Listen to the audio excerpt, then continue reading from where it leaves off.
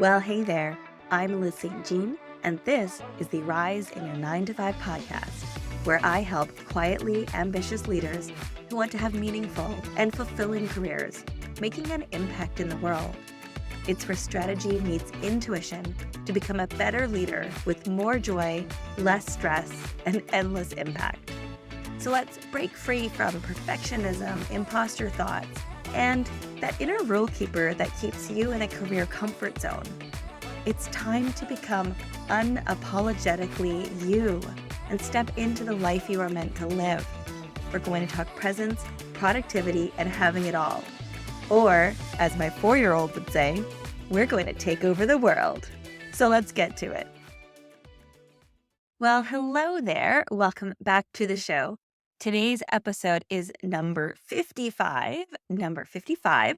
And on today's episode, I'm going to be highlighting one of my resources that I have. It's a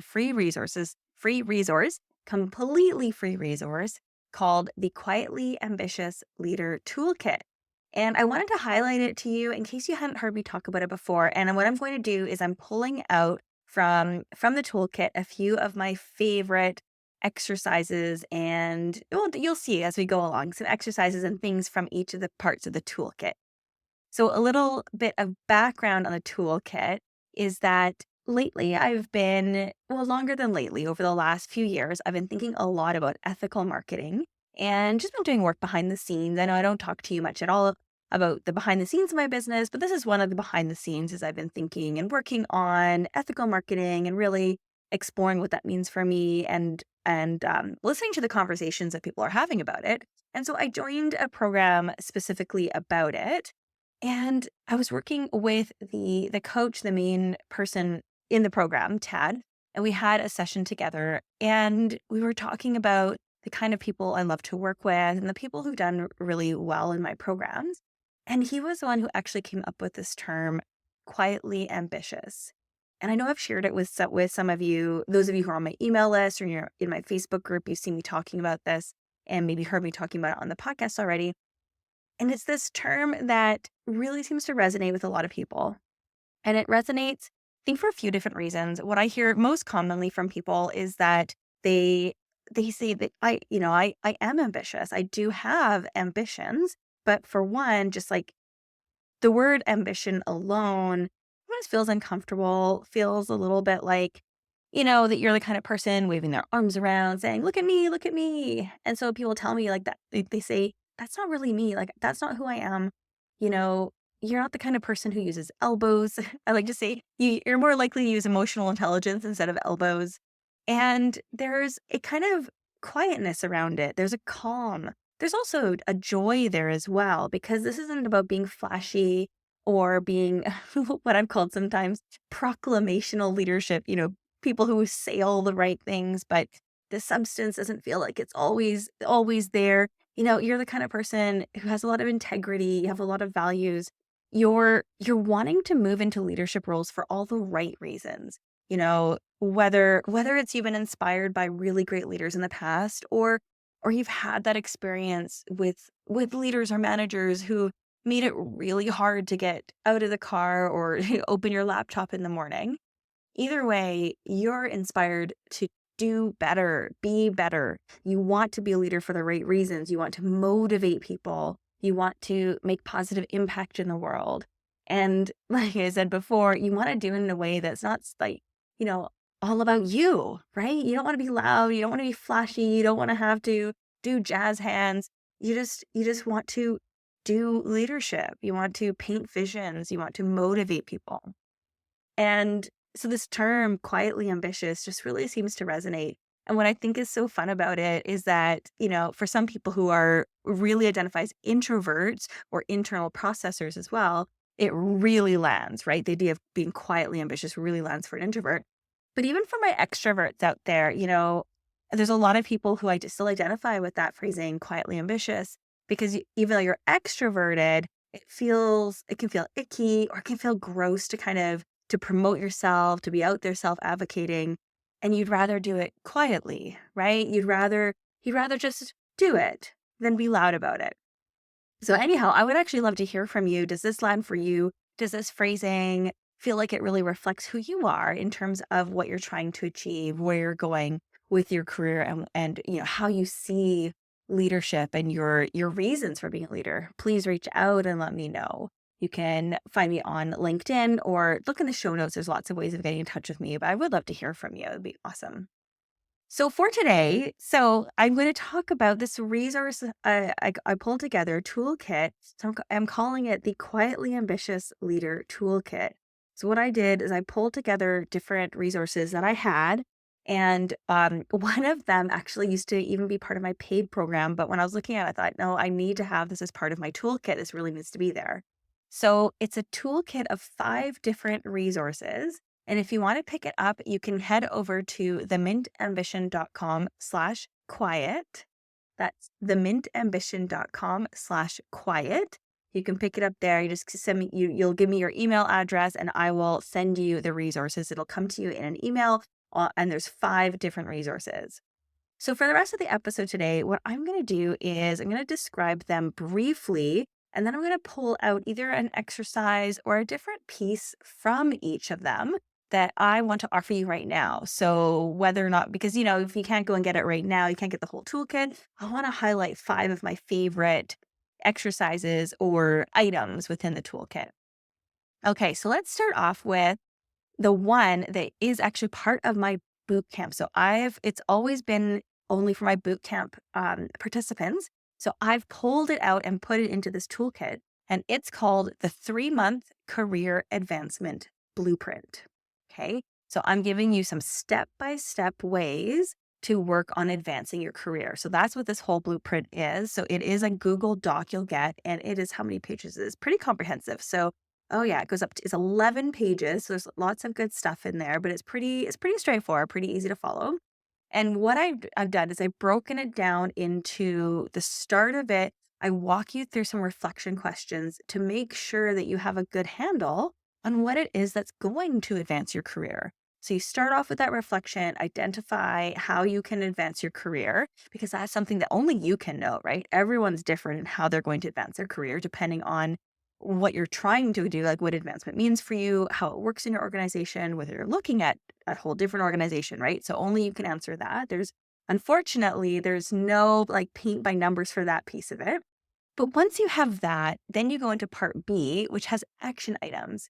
And it's a daily, weekly, and monthly system that's all designed that by the end of the 3 months, and honestly, it'll probably be before then, but at least by the end of the 3 months, you're going to notice that senior leaders, your senior managers, they're going to be setting up and paying attention. You're going to be showing up in slightly different ways, doing different things, and they're going to want to know what you have to say. They're going to be seeing you as a high potential employee.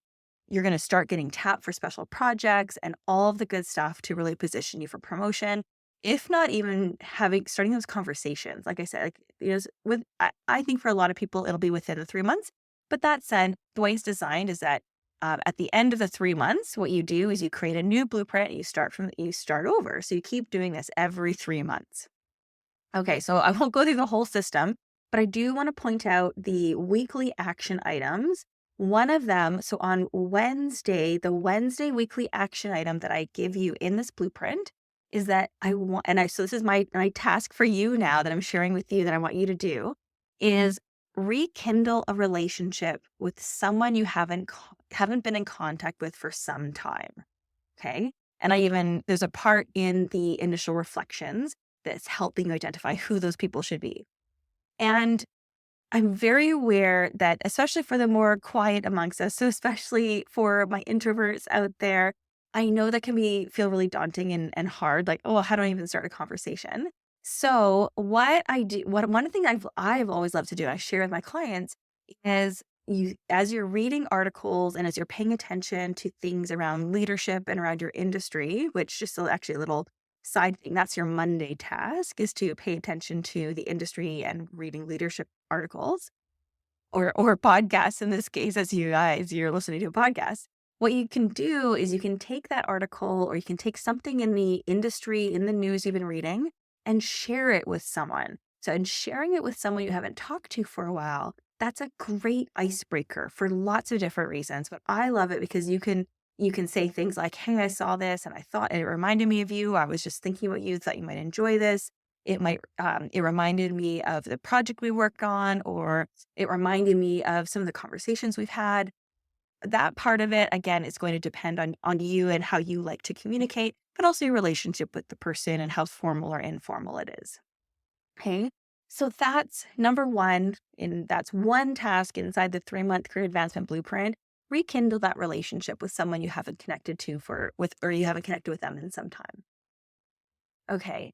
Number two in the toolkit is the leadership mindset journal prompts. Okay.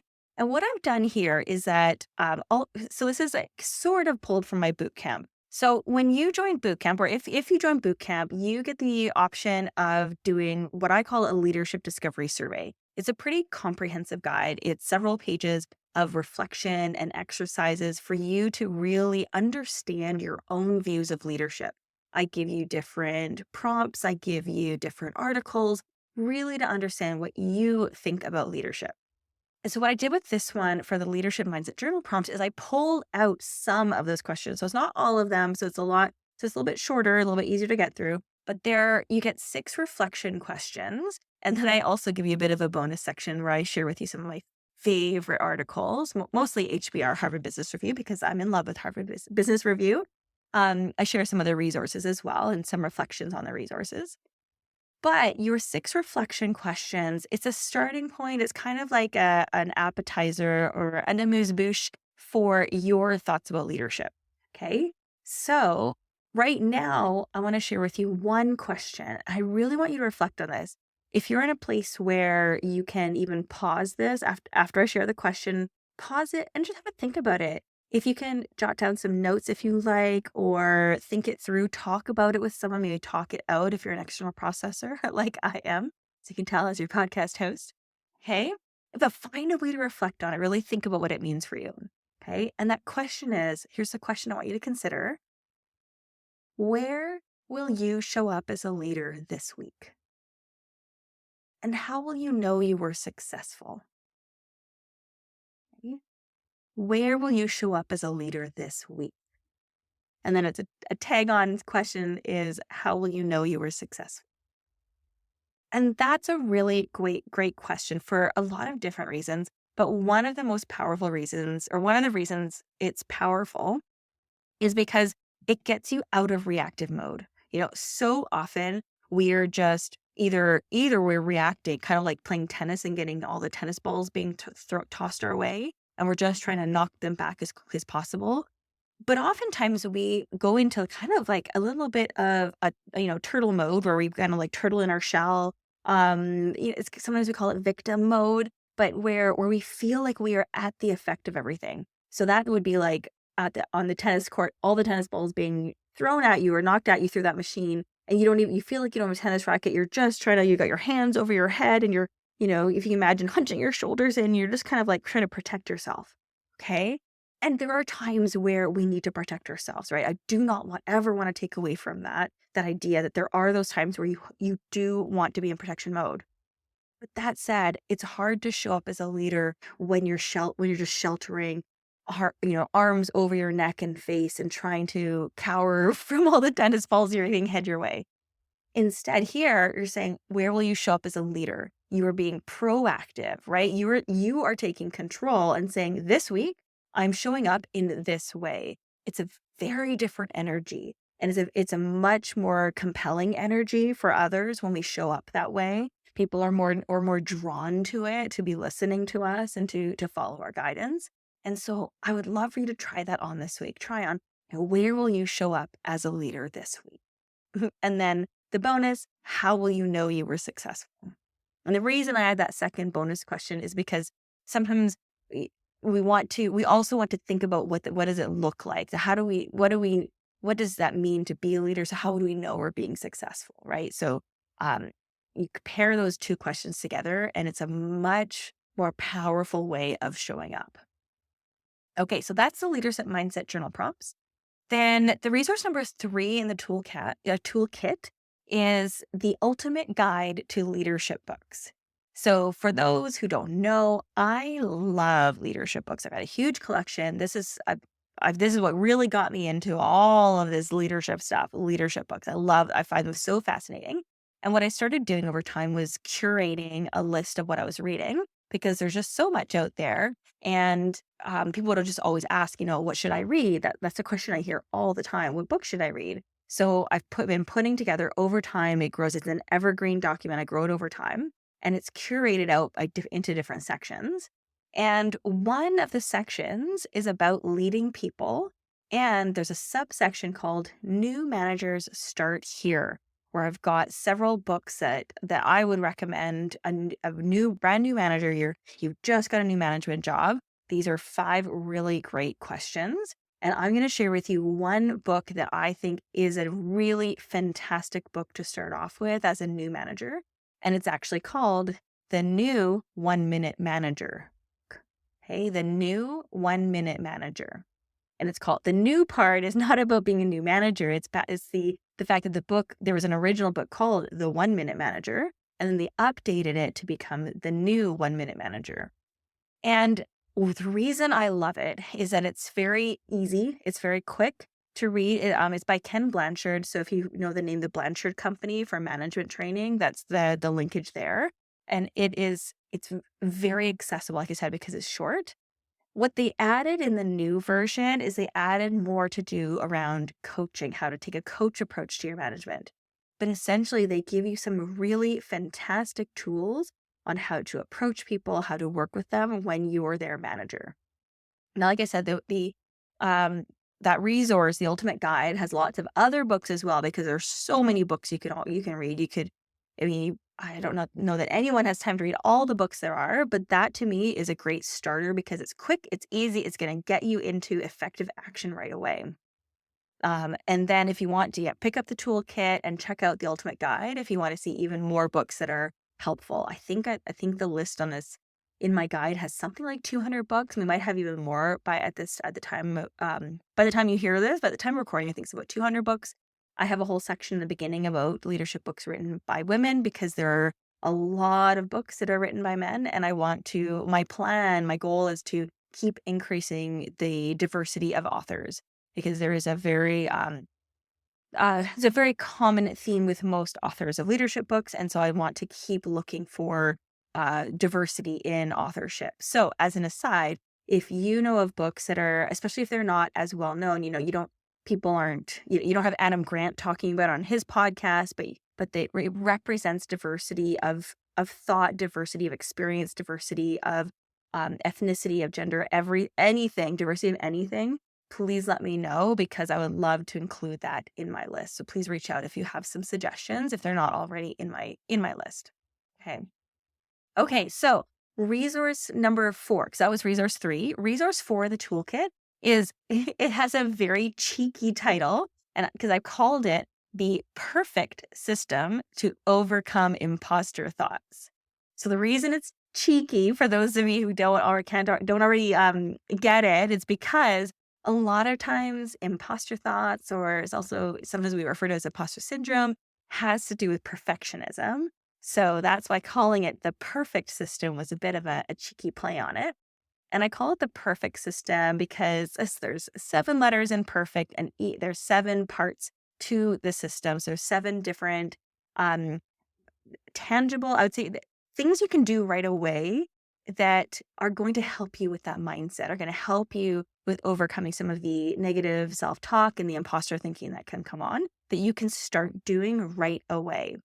So one of them, that this is one of my favorites, is I call it feel the beat, dance to your own personal songs. So that's the F in perfect.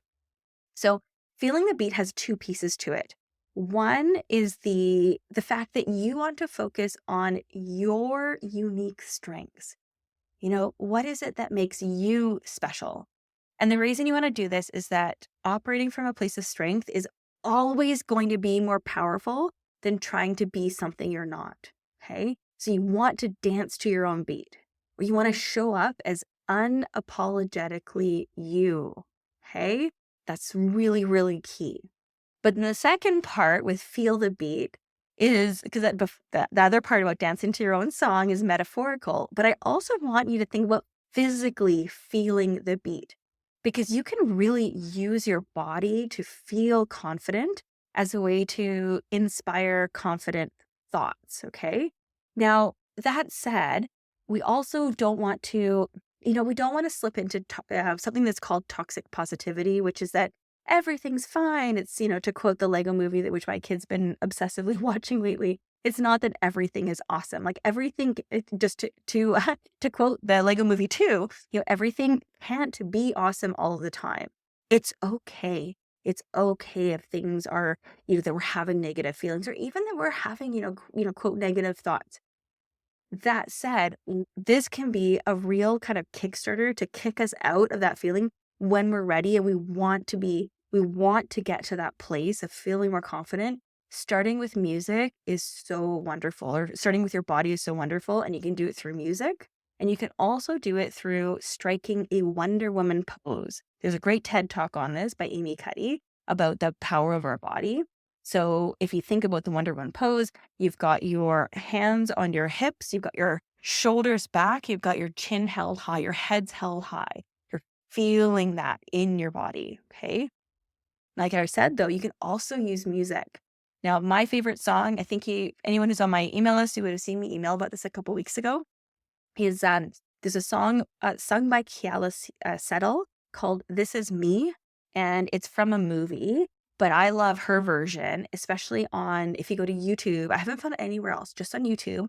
It's almost like a behind the scenes, because what they had done is for this movie, they recorded a lot of the songs during the green lighting of the movie. And her version is so powerful because before she starts singing, there's a bit of a back and forth interview with her and one of the showrunners or songwriters, I think it was. And she talks about how scared she was. So she is living this experience of like this woman with the most amazing voice. Seriously, when you hear this song, you cannot stop playing it. Or at least I can. I can't stop playing it. But she has the most incredible voice, expressiveness. She's beautiful. And yet she's feeling all this fear around this song. And she talks about how scared she felt. She didn't want to come from behind the music stand, but she does. And you see it. You actually see it in this song, how she overcomes that fear. And it's just amazing. It's incredible. So definitely check that out. I will put the link in the show notes. I would love for you to watch that. Okay. So music, Wonder Woman. And then number 3 is to breathe. Deep breaths, get the blood moving, get oxygen into your body. It's probably not the first time you've heard that before. So hopefully I'm just reinforcing something you've already heard before, but really get that oxygen. Like I said, get the air into your body. Okay. All right. We're bringing it home. We've got one more. So final resource is the quick start guide to self-compassion. Okay. Self-compassion. This is the name of the game when it comes to my quietly ambitious leaders.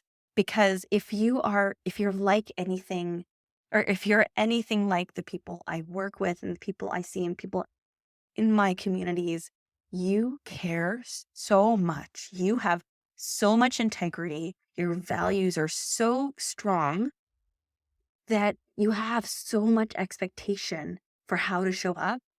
You need to also have that self-compassion, both for when things don't go well, because they're not always going to go well, right? As you go into leadership, as I tell my clients, especially the further up you go, the more uncertain things are going to be. And so be having that compassion for yourself, giving yourself grace. And then especially if you're the kind of person who really cares a lot about your impact on others, you can almost get into the place where you're going to need to have compassion for yourself for holding yourself to high expectations. Okay. So you want to strengthen that muscle, self-compassion, having grace for yourself. Okay. And what I'm going to suggest for you, okay, 2 things on this one. So, because there's a few different pieces I have in the quick start guide. One is I'm going to share, and I'll put it in the show notes. There's an article from Harvard Business Review called Give Yourself a Break, The Power of Self-Compassion. So I'm going to put a link in there because that's a great article. And I'm going to read a quote, one of the most powerful quotes from that article that I found. So it says, people with high levels of self-compassion demonstrate 3 behaviors. First, they are kind rather than judgmental about their own failures and mistakes. Second, they recognize that failures are a shared human experience. And third, they take a balanced approach to negative emotions when they stumble or fall short. They allow themselves to feel bad, but they don't let negative emotions take over. Okay? So that's the article, Give Yourself a Break, The Power of Self-Compassion, and I'll pop it into the show notes. Now, bonus from the Quick Start Guide is I want to share one of the simplest things that I find helps people, and it may even sound a little bit silly, but just try it. Just give it a try. And that's keep a Post-it note somewhere that you see it on a regular basis. So in the kitchen, could be above your laptop, could be in your bathroom for when you're brushing your teeth. And I want you to write on that Post-it note some kind of affirmation that reminds you to have self-compassion in those moments of stress. Okay. So in the toolkit, and I'll do this in the show notes too, there's a link to a great list of 101 positive affirmations. And it's fun too, because if you're a parent, it's actually a link to affirmations for kids. So it's a really great resource too. If you have kids, it kind of serves dual purpose there. And I know it can sound a little bit silly, but I promise you it works because it reminds you you've got that positive affirmation, and just seeing it is going to trigger you to remember to be self-compassionate, to give yourself that positive self-talk, right? You know, a lot of us spent a lot of years with negative self-talk running through our mind. We need to retrain ourselves to have the positive self-talk. And this can be very, very helpful. But like a lot of other things, it's going to be specific to you. So you will need to choose one. I can't choose one for you. I mean, I could certainly try to offer some suggestions, but at the end of the day, you're the one who will know which of the affirmations is going to be most impactful for you. So there you go. If you want to pick up the whole toolkit, go to themintambition.com/quiet. You can get the whole toolkit. And in the meantime, I'd love for you to pick at least one of these different exercises that I've offered, maybe even all 5, and let me know how it goes. Send me a note, reach out to me on LinkedIn, or DM me on Instagram, or any other way. You can if you're on my email list, so you can reply to any of my emails. I read them all, and I do reply to all the messages that I have coming in. So with that, have a wonderful week. I hope you're having a wonderful day, whatever day of the week it is right now. And I will see you next week.